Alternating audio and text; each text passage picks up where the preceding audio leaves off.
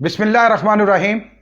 नाज़रीन, इनकलाब फ्रांस की सीरीज़ के सिलसिला में हमने अपनी गुज़िश्ता वीडियो के अंदर जाना कि फ्रांस उस ज़माने में दुनिया के अंदर क्या हैसियत रखता था, फ्रांस के अंदर निज़ाम हुकूमत क्या था और वहाँ के अवाम की हालत ज़ार क्या थी, फ्रांस कितने तबकों के अंदर तकसीम था, अशराफिया, उमरा और गरीब के अंदर किस कदर खलीज बढ़ चुकी थी। ज़र मुल्क होने के बावजूद फ्रांस के अंदर रोटी नायाब हो गई।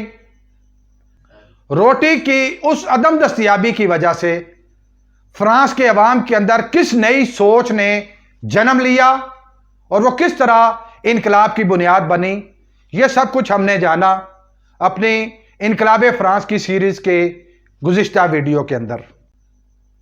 नाज़रीन, मैं साजिद भट्टी और आप देख रहे हैं इनकलाब आलम के सीरीज़ के सिलसिला में इनकलाब फ्रांस की डॉक्यूमेंट्री, और आज हम इनकलाब फ्रांस की डॉक्यूमेंट्री की दूसरी किस्त आपके सामने पेश करेंगे।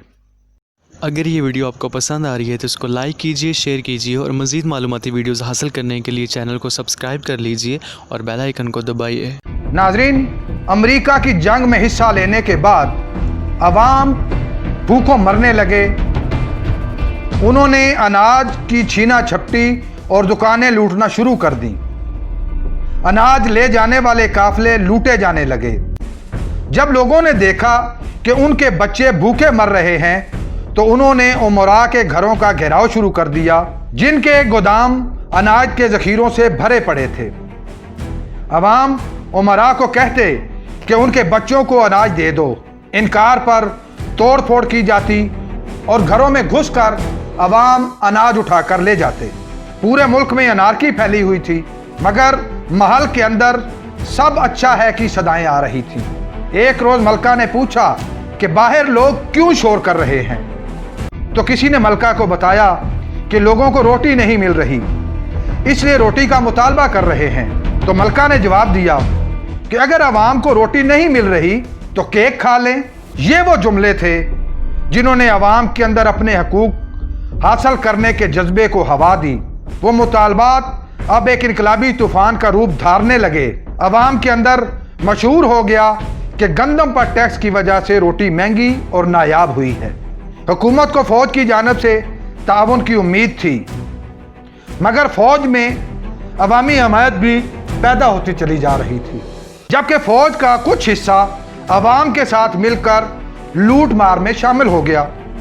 नाज़रीन, ये एक तारीखी हकीकत है कि जब वसाइल एक जगह जमा होना शुरू हो जाएं, गरीब गरीब तर और अमीर अमीर तर होता जाए, तो इस खलीज में इजाफा होता चला जाता है। तो फिर भूख इनकलाब का रास्ता बनाती है और खुशहाल तबका के लिए ज़िंदगी की उम्मीद भी महदूद होती चली जाती है। सरमायादार की हमेशा ये फितरत होती है कि गरीब की भूख के दर्द और तकलीफ को उस वक्त तक नहीं समझ पाता जब तक ये भूख उसके नवाले छीनने पर मजबूर ना हो जाए, मगर उस वक्त बहुत देर हो चुकी होती है। फ्रांस के अवाम सुबह सवेरे घरों से निकलते, सारा दिन खाने का सामान जमा करते। अब उसमें एक इजाफा यह हुआ कि अवाम ने कैद खानों की तरफ रुख कर लिया और अवामी ताकत से ज़बरदस्ती कैद खाने टूटने लगे। जगह जगह अवाम और फौज में तसादम शुरू हो गया और हालात कंट्रोल से निकलते जा रहे थे। फौज के इस रद्द अमल की वजह से अवाम में अपने तहफ़्फ़ुज़ के लिए असलहे की ज़रूरत की अहमियत बढ़ने लगी। डंडों, कुल्हाड़ियों और बर्छियों की जगह बंदूकें लेने लगी।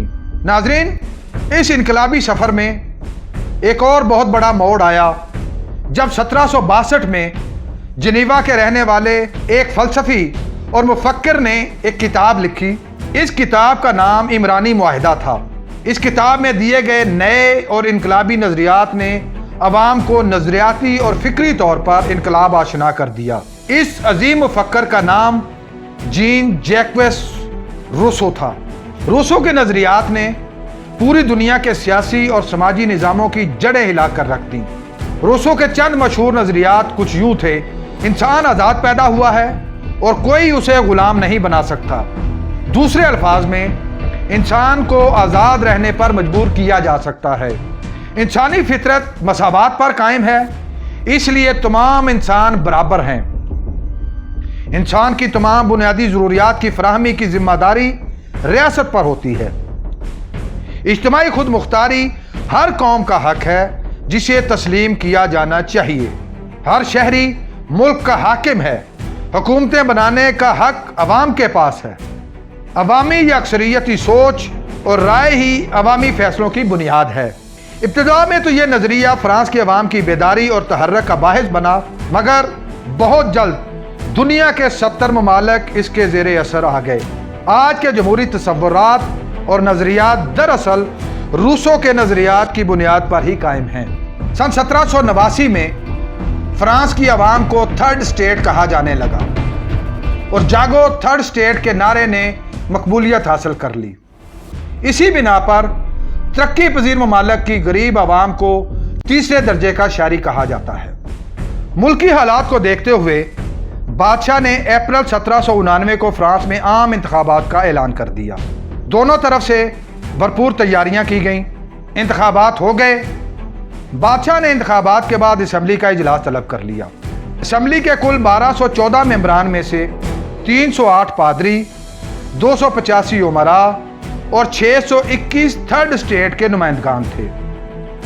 बादशाह ने असम्बली में अवाम के खिलाफ खूब गुस्सा निकाला। इजलास के इनेकाद और फैसला जात के लिए दस्तूरी तकाजा था कि तीनों नुमाइंदगान यानी पादरी, उमरा और अवामी नुमाइंदगान उसमें शिरकत करें। इजलास शुरू हुआ। अवाम की बहुत बड़ी तादाद जमा हो गई और असम्बली के अंदर बालकोनियों में पहुंच गई। जो कोई नुमाइंदा अवाम के खिलाफ बात करता, अवाम इसके खिलाफ नारे लगाते और एक दो मेंबरान को गिरेबान से भी पकड़ लिया। अवामी मिजाज और रवैये को देखते हुए पादरी और उमरा समझ गए कि अब अवाम के खिलाफ कानून साजी मुमकिन नहीं, लिहाजा उन्होंने बादशाह की इमा पर असम्बली का बाइकआउट कर दिया और उठकर चले गए। यह बाइकआउट 2 रोज तक जारी रहा। अवामी नुमाइंदगान इजलास के लिए आते, मगर उमरा और पादरी ना आते, जिसकी वजह से इजलास ना हो सका। अवाम के नुमाइंदगान ने उमरा और पादरियों को आखिरी बार बुलाने का फैसला किया और उनको 20 जून के इजलास की दावत दी। 20 जून को जब अवाम के नुमाइंदगान असम्बली हाल पहुंचे तो देखा कि हाल को ताले लग चुके हैं। मेंबरान ने सूरत हाल को देखकर एक बड़ा फैसला ले लिया। तमाम मेंबरान असम्बली हाल के साथ वाक़े टेनिस कोर्ट में जमा हुए। वहां मेंबरान की हलफ बर्दारी हुई और इस तरह फ्रांस में अमलन 2 हुकूमतें कायम हो गईं। 14 जुलाई की सुबह को फलक ने एक अजीब मंजर देखा। अवाम का जम्मे गफीर बिस्तील के कैद खाने के बाहर जमा था। यह मजबूत इमारत कैद खाने से बढ़कर असले का बहुत बड़ा जखीरा थी। इसकी 20 फुट चौड़ी मजबूत दीवार, 8 टावर और चारों तरफ पानी से भरी हुई 80 फुट चौड़ी खंदक थी। कैद खाने के अंदर जाने के लिए खंदक को अबूर करना जरूरी था और खंदक पार करने के लिए ड्रा ब्रिज यानी जंजीर के जरिए ऊपर नीचे किए जाने वाला पुल बनाया गया था। इस किले का गवर्नर बर्नार्ड रॉने था। हुआ कुछ यूं कि 11 जुलाई को अवाम के हामी फाइनेंस मिनिस्टर जैक्वेस नेकर को उमरा और दरबारियों के दबाव पर ओहदे से हटा दिया गया। 12 जुलाई की शाम को नेकर की बर्खास्ती की इतला अवाम तक पहुंची, जिस पर अवाम में हिजान और इस्तराब पैदा हो गया। अवाम ने जान लिया कि यह उमरा और दरबारियों की जानब से इनकलाब पसंदों के खिलाफ इंतकामी कार्रवाई है और यह सिलसिला अब रुकेगा नहीं। फौजी नकलो हरकत भी बढ़ने लगी। ऐसे में अवाम ने असले की ज़रूरत को महसूस किया और बिस्तील के ज़ख़ीरा से असला हासिल करने का फैसला कर लिया। 14 जुलाई को अवाम की बहुत बड़ी तादाद बिस्तील के बाहर जमा हो गई। बुलंदी पर होने की वजह से फौजी इंतहाई महफूज थे। बर्नार्ड ने अवाम को यकीन दिलाया कि वो इन पर उस वक्त तक फायर नहीं करेगा जब तक उन पर हमला नहीं किया जाता। अवाम के 2 नुमाइंदा वफूद बर्नार्ड के साथ मुज़ाकरात भी करते हैं, मगर बेनतीजा। इसी दौरान عوام کے ایک گروہ نے قید خانے کی دیواروں پر چڑھنے کی کوشش کی، سپاہیوں نے گولی چلا دی۔ 4 گھنٹے کی لڑائی میں انقلابیوں کے 100 افراد جبکہ فوج کا ایک سپاہی ہلاک ہوئے۔ برنارڈ نے سوچ بچار کے بعد عوام کو اس شرط پر بستیل کے اندر آنے کی اجازت کا اعلان کر دیا کہ وہ کسی فوجی کو نقصان نہیں پہنچائیں گے، اور اگر اس کی خلاف ورزی ہوئی تو وہ تمام اسلحہ اور بارود تباہ کر دے گا۔ پھر کیا تھا؟ پل نیچے کیا گیا، عوام اندر داخل ہوئے، مگر اب عوام کو کون روک سکتا تھا؟ ہر طرف عوام کا قبضہ تھا۔ برنارڈ اور اس کے سپاہیوں کو قید کر لیا گیا، تمام اسلحے پر عوام نے قبضہ کر لیا، قید خانے کی ایک ایک اینٹ اکھاڑ کر پھینک دی گئی۔ آج اس مقام پر صرف ایک مینار قائم ہے۔ برنارڈ کو گرفتار کرنے کے بعد عوام اسے ہوٹل دی ویل کے لیے لے کر روانہ ہو گئے۔ عوام نے راستے میں برنارڈ کی تذلیل کی اور اسے زدو کو بھی کیا۔ برنارڈ نے اس توہین کی بجائے مرنے کو ترجیح دی اور اس نے سپاہیوں کو گالیاں دینا شروع کر دی اور ایک سپاہی کو ٹھوکر دے ماری اور اسے کہا کہ مجھے مار دو۔ بس پھر کیا تھا؟ عوام بفر گئے۔ عوام نے برنارڈ اور پیرس کے میئر فیسلس کو قتل کر دیا اور ان کے سر نیزوں پر چڑھا کر شہر میں گھمائے۔ بستیل کی فتح نے انقلابیوں کے حوصلے بڑھا دیے۔ تاریخ دان بستیل کی فتح کو انقلاب کا دروازہ کہتے ہیں۔ فرانسیسی عوام ہر سال 14 جولائی کو بستیل ڈے کے طور پر مناتے ہیں۔ اس روز قومی سطح پر تقریبات کا اہتمام کیا جاتا ہے۔ ناظرین، بستیل کے بعد فرانس کی سرزمین پر انقلابیوں نے کیا کیا؟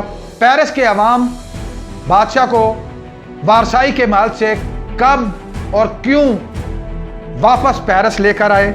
بستیل کے بعد بادشاہ سے کیا غلطی ہوئی جو اس کی آخری غلطی ثابت ہوئی؟ عام انتخابات کے نتائج کے بعد حالات کیسے خراب ہو گئے اور فرانس میں قائم ہونے والی 2 حکومتوں اور 2 گروپوں میں سے کس طرح ایک تیسرا گروپ ابھر کر سامنے آیا اور پھر انقلاب کا سفر کیسے آگے بڑھا، اس پر ہم بات کریں گے اپنی انقلاب فرانس کی اگلی قسط میں۔